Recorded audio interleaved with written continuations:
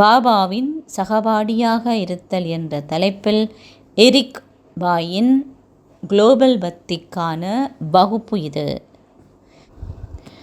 ஓம் சாந்தி. மொன்ட்ரியலிலிருந்து அன்பான வாழ்த்துக்களும் நினைவுகளும். நான் சகோதரன் எரிக் கனடாவிலிருந்து உங்களுடன் பகிர்ந்து கொண்டிருக்கிறேன். இந்த அருமையான தலைப்பை இட்டு உங்களுடன் பகிர்ந்து கொள்வதிலே நான் மட்டற்ற மகிழ்ச்சி அடைகின்றேன். பாபாவின் சகபாடியாக இருத்தல் என்பது சில வேளைகளில் நாங்கள் பாபா என்னுடைய சகபாடி நான் நினைக்கின்றேன். நான் பாபாவுடைய கம்பானியன் சகபாடி என்பது வித்தியாசம். பாபா என்னுடைய சகபாடி என்பதும் வித்தியாசம். இரண்டுக்கும் ஒரு வித்தியாசமான அனுபவங்கள் கிடைக்கின்றன. ரெண்டினும் இதை பற்றி நினைக்கும் பொழுது ஒரு அற்புதமானது. ஏனென்றால் நான் பாபாவின் சகபாடி என்று சொன்னால் பாபா என்னோடு இருக்க விரும்புகிறாரண்டா அவர் என்னுடைய என்னை அதாவது தன்னுடைய சகபாடியை ஏற்றுக்கொண்டிருக்கின்றார். அவர் என்னுடைய சகபாடியாக இருக்கின்றது என்பது ஒரு பெரிய மதிப்புக்குரிய மரியாதைக்குரிய பெருமைக்குரிய ஒரு விஷயம். கடவுள் என்ன விரும்புகிறார், என்ன நேசிக்கிறார், அவர் என்னோடு இருக்க விரும்புகிறார் என்று சொன்னார்.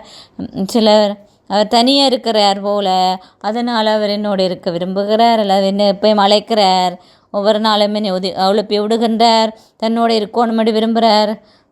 அப்படி இதை சில நேரத்தில் நாங்கள் இந்த மனுஷரை போல நாங்கள் அவர் இந்த உணர்வு அவருடைய எங்கள் வாழ்க்கையில் இப்படி ஒரு ஒளி அல்லாது ஒரு உயிரோட்டமாக நாங்கள் நினைவு செய்வதற்காக இப்படி நாங்கள் நினைவு செய்வது எங்களுக்கு கொஞ்சம் சுவாரஸ்யமாக இருக்கும். அப்படின்னு அது ஒரு வித்தியாசமான ஒரு சக்தி எங்களுக்கு கொண்டு வரும். அந்த அனுபவத்தை நாங்கள் பார்த்தோம்னு சொன்னால் பாபாவுடைய சகபாடியாக இருப்பது என்பது எங்களுடைய தகுதியை அதிகரிக்கின்ற உணர்வை ஏற்படுத்துகின்றது. அதே நேரம் பணிவானவராக மாற்றுகின்றது. என்னன்னு சொன்னால் நான் அந்த பெரிய மகத்துவமான போதி எனக்கு இருந்தால் நான் உயர்ந்த சுயமரியாதை அவர் என்னுடன் இருக்க விரும்புகிறார். தானே என்னுடைய சகபாடியாக இருப்பதற்கு தான் சொல்கின்றார். நான் என்னுடைய நல்ல நிலையில் இல்லாவிட்டால் கூட அவர் என்னுடைய சகபாடியாக இருக்க விரும்புகிறார் என்பது ஒரு பெருமைக்குரிய விஷயம். அந்த பொதுவாகவே சகபாடி என்று பார்க்கும் பொழுது பாபா என்னுடைய சகபாடி, நான் அவருடைய சகபாடி. எல்லா உறவு முறையையும் அது ஊக்கப்படுத்துகின்றது.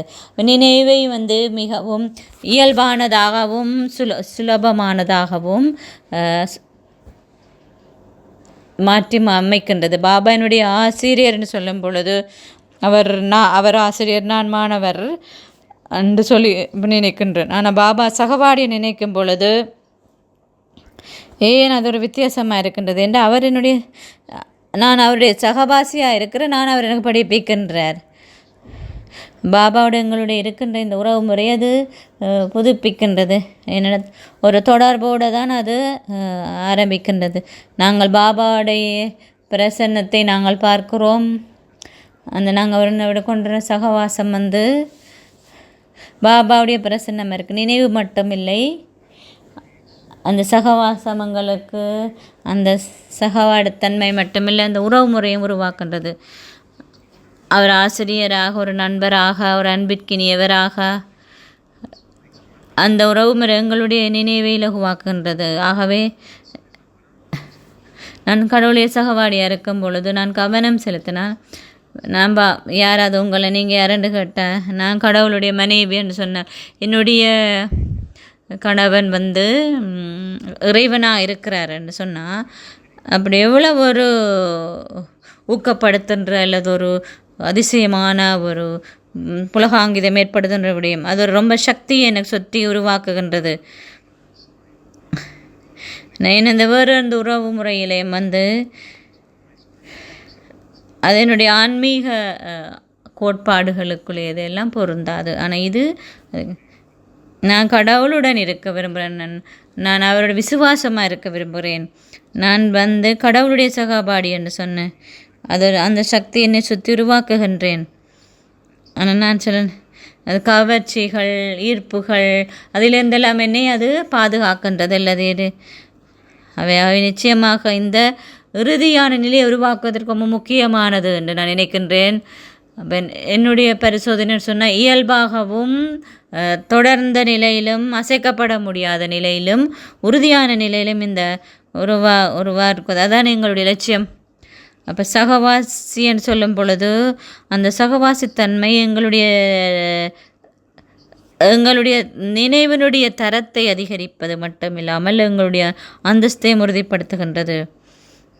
சந்தோஷமாக இருப்பதற்கும் கடவுளுடைய உறவுமுறை இருக்குன்னு சந்தோஷமாக இருக்கிறதுக்கும் கடவுளுடைய சகபாடியை நான் கடவுளினுடைய சகபாடி அது ரொம்ப நல்லா இருக்கின்றது.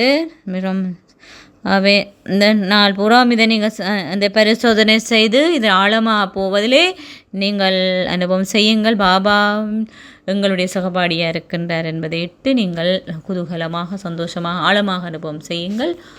நன்றி. ஓம் சாந்தி.